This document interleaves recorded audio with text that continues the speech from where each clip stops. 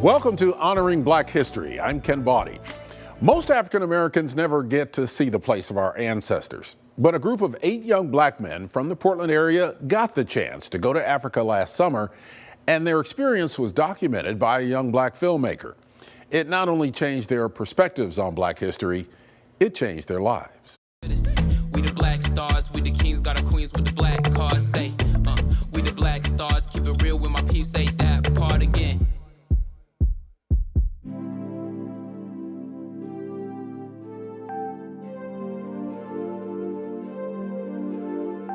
Eight young men, from high school seniors to college students, in Ghana over the summer, experiencing the culture and traditions of the ancestors. The Black Stars Homecoming Expedition documentary takes us on the journey with them. The trip and the documentary, an initiative by Word is Bond, a Portland-based nonprofit incubator for young black men to become the leaders of tomorrow by broadening their life and professional experiences.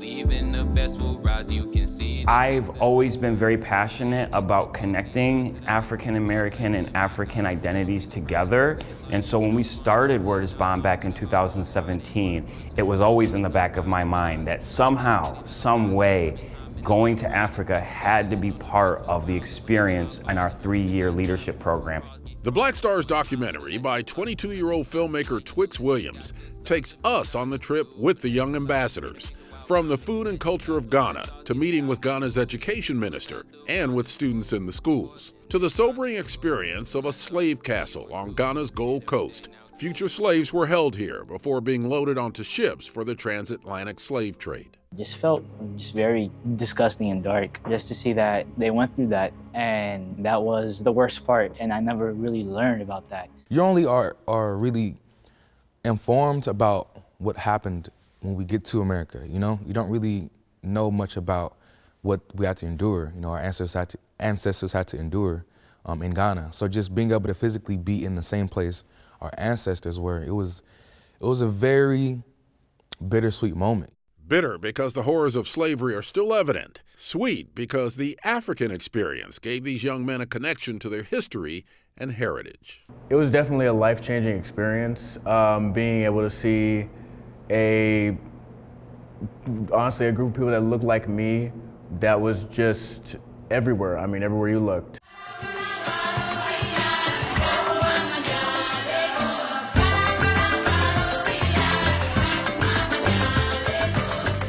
The Black Stars documentary premiered to a sold-out audience at Portland's historic Hollywood Theater. The hope is to have many showings, expanding the horizons of all who see it.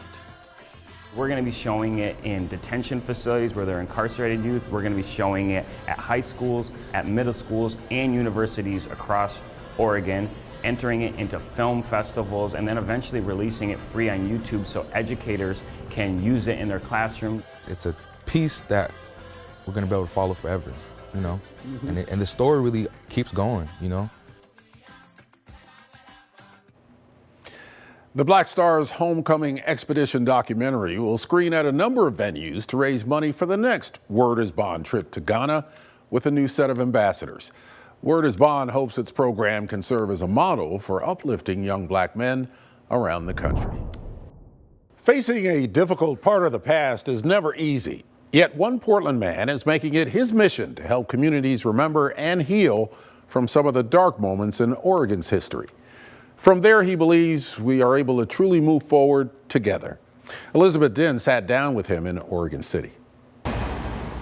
At a corner coffee shop on Main Street, Taylor Stewart sits down with me to talk about a project he believes is crucial to this community. We are here in Oregon City, myself, the Oregon Black Pioneers, and the Grand Ronde Tribe are working to memorialize where Jacob Vanderpool's business once stood. Jacob Vanderpool is the only known person actually expelled from Oregon under the state's black exclusionary laws. A painful part of state history. But through his nonprofit, the Oregon Remembrance Project, Taylor is working to show others how healing can come out of understanding rather than ignoring difficult moments. The Oregon Remembrance Project started in 2018 when I set out to memorialize a man named Alonzo Tucker, Oregon's most widely documented African-American victim of lynching. Dedicated to memorializing 28-year-old Alonzo Tucker, who was lynched in Coos Bay on September 18, 1902, Taylor spent 3 years working closely with the community.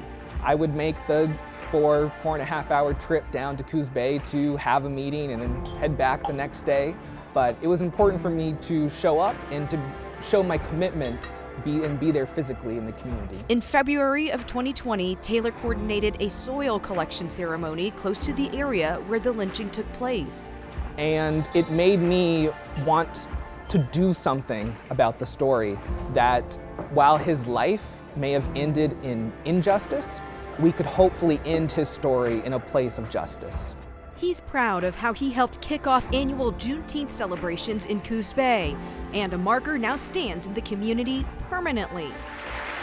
Taylor was able to share Alonzo Tucker's story with even more people during a TED Talk in Portland, titled, "How Do You Reconcile a Lynching?"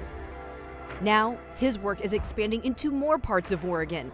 Grants Pass is one city where Taylor is creating what's known as sunrise communities. Sundown towns were communities that purposefully excluded African Americans and other racial minorities from living in or simply passing through the community through a culture of fear, violence, and intimidation.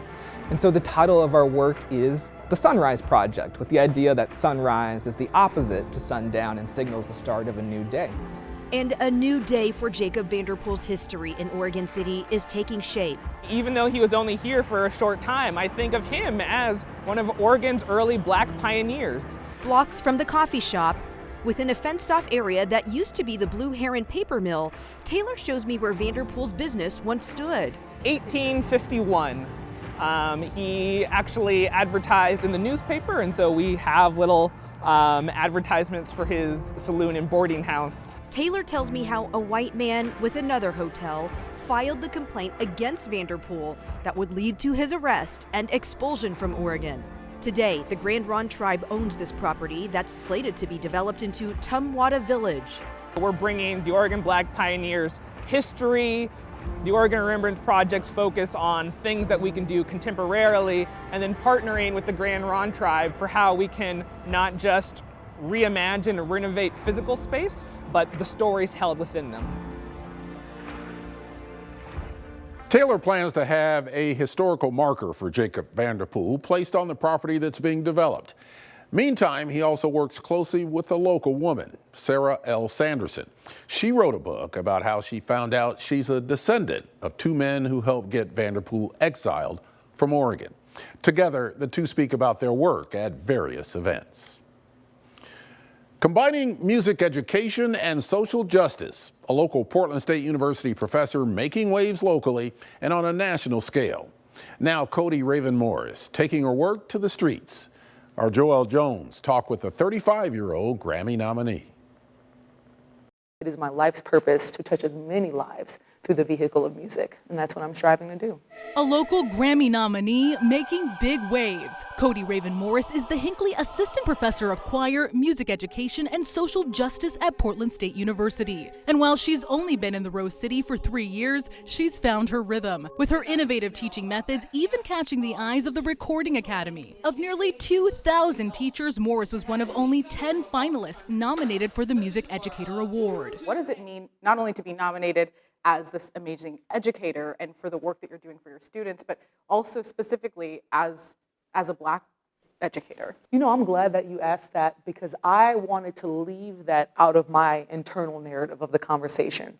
And to get to the nitty-gritty, it had to do with imposter syndrome. Only in her mid-30s and already conducting choirs across the U.S., Morris says she is proud of her work, but initially struggled with the recognition. Cody, you really need to sit with the reality that you are a Black woman in education in her mid-30s from New Orleans, nominated for a Grammy. And I just shuddered, honestly, underneath the pressure. The other thing about representation is the pressure that comes with. Although Morris didn't win the Grammy, as a finalist, she helped secure a $1,000 grant for Portland State. Born in Louisiana, raised in Texas, Morris says she didn't know where the Rose City was when she took the job in 2021, as families sent videos of the nightly Black Lives Matter protests. When I got to Portland for the interview, let alone moving, I felt the pain in the city. And move she did. In addition to teaching, Morris founded Being Human Together, or BHT, which aims to use music to help connect communities and further conversations about mental health, systemic oppression, and other challenging topics. Here at Portland State, Being Human Together has 3 branches: community, neighbors, and youth. It's with our Neighbors initiative that we are working on a houseless choir in collaboration with Street Roots. Coming from a place of experience, Morris says she earned the first half of her undergraduate degree while sleeping in her car, and knows the potential power music has to help heal vulnerable communities. We don't celebrate to block out darkness. We celebrate so that we remember what joy feels like, especially in darkness, because the weeds of the garden want to choke all roses, and this is the Rose City. So we must be gardeners of our emotions. We must be gardeners of this community together. Cody Raven Morris also helped organize the first Being Human Together Youth Summit last spring. It offered local high school students a day of music learning and community building, using song to address the issues important to them. She says nearly 5 times the number of students will be attending the second Youth Summit in May. Coming up on Honoring Black History, community efforts to preserve Black music and art in Oregon. We can read a history book about what happened, but with the art, we can feel something. And young dancers bringing a new style to the Northwest. We'll show you how Majorette could help these students in their college careers.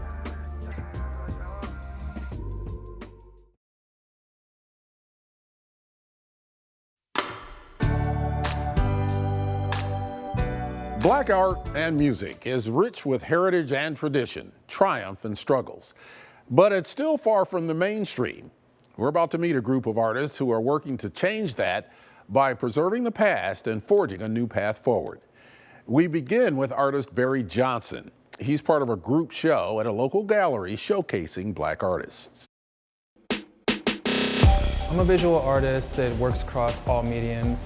My work is about highlighting the injustice that's taken place with Black and brown folk, historically present, and creating a better future for us by being able to put us in the art canon. Historically, whenever you go to a museum, one of the things that you're least likely to see is just normal images of Black and brown people. So I wanted to start making a number of paintings that highlight Black and brown people. So for the red works, they were at a time when I was doing this series, it was about how Black and brown folk have had our history covered up or distorted to fit another party's narrative. That's particularly why there's no faces on these. One of the things that's really interesting about a portrait is once you take the eyes away from it, you force the viewer to do something else with the work. So by doing that, and by naturally painting these super dark figures and painting them in red, talks about how we've died and how we've had our history blocked, stepped on, distorted. And the works that are on the side there, the black and white works, they're made out of iron oxide. They're part of my favorite series because these works are self-destructing works. Because they're made with iron oxide, it's just a natural thing that's gonna fall off the canvas over time. So these works over time are going to fall apart, leaving nothing except a trace of what was once there. And that's really my hope in the work, is that once everything falls off this canvas, it'll just leave a mark of what was once there. A lot of the issues that we're dealing with around social injustices, a lot of issues around Black and brown folk dying, women having their rights taken away. I just want a mark of what was once there. Everyone here is amazing. And they were like, hey, we're thinking about this group show. Are you interested in being a part of it? And I was like, absolutely, absolutely. I love coming down here. We all got this prompt that was let it be known. What do you have to say about that? So before you came in, I was looking at the wall and it's got all these individual statements from the artists, and it's oh yeah, it's no surprise that we're all speaking the same language around equality, around being able to have space, opportunity. So I think that a lot of once was just that. History is history. So as we look at the future and what today's generation of artists, people, what the future looks like, I think we're doing it. The works that I got really excited about were the individual flags. I always look how someone can take like work off of a canvas. So the flags attached with the combs, the universal Pan-African flag, those are just incredibly strong works. To be able to provide such a new take on a flag is something that I'm really taken aback. I've never seen someone mount something on top of a flag. I cannot be more excited about this show. There's a really strong showcase of work here. Let It Be Known is open through the end of the month at the Industry One Gallery in downtown Portland. You'll find another spectacular showing of work by Black artists at the Portland Art Museum. The exhibit features hundreds of works by dozens of artists from the 1800s to the present. It's the culmination of a years-long research project by artist and curator Intisar Abioto. My name is Intisar Abioto, and I'm an artist and the exhibition curator of Black Artists of Oregon. I come from a family of artists, and I've been an artist, well, all my life, but in this city since I got here about 14 years ago. And, you know, there was a point at which I realized that I did not know the Black arts history here, that I did not know the Black arts elders, I did not know what Black artists here were doing in other eras. And I didn't see that history and that information, I didn't see where it was readily available.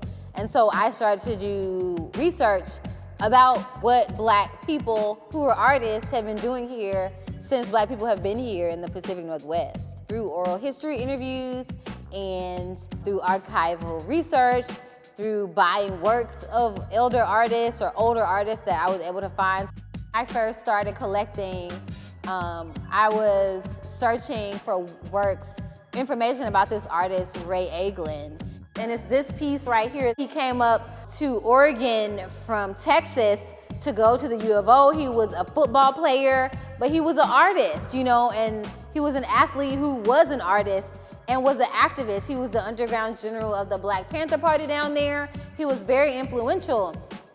And he was influential for me, you know, to be able to do this research and to be able to be like on eBay looking for different artists. And I saw this piece and, you know, it had his name, but the image didn't look like his work. It was almost like impressionistic image of a white woman with wavy hair. And I was like, well, this can't be his work, but as a researcher, you just keep digging, and took a look at the listing, and I went down to the bottom, and basically on the other side of this piece is a whole other painting.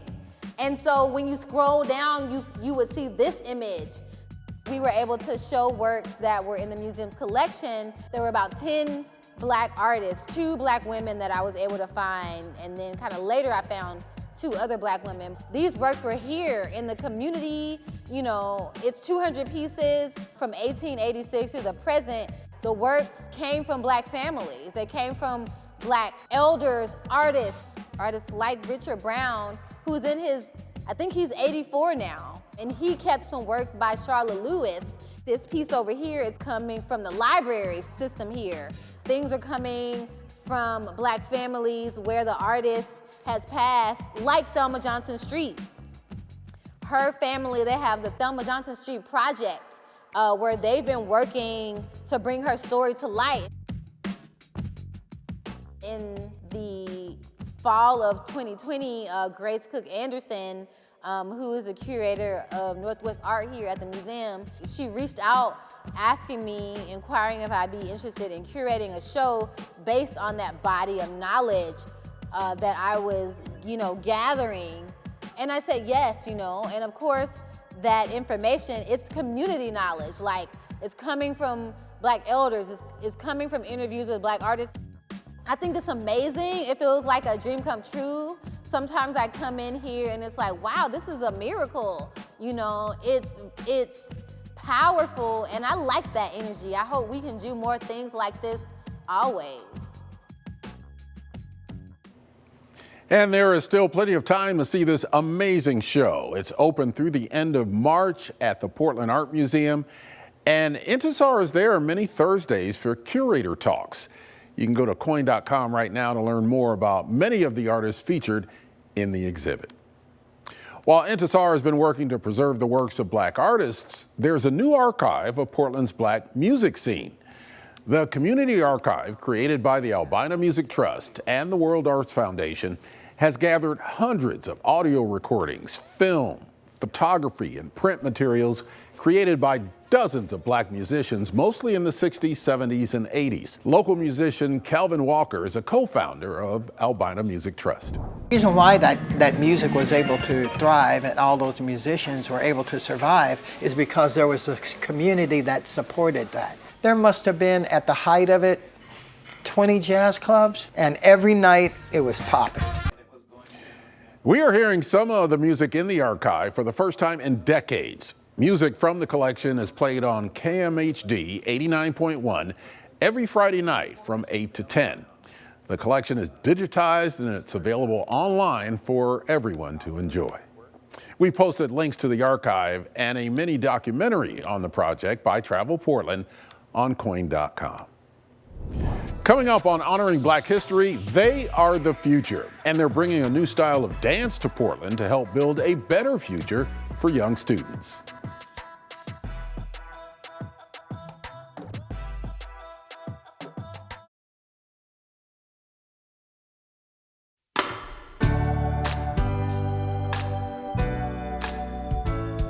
A Jefferson High School student is bringing a new dance style to Portland. Majorette is commonly associated with historically black colleges and university marching bands. Well, this 17-year-old introduced the style to Jefferson dancers who plan to attend an HBCU.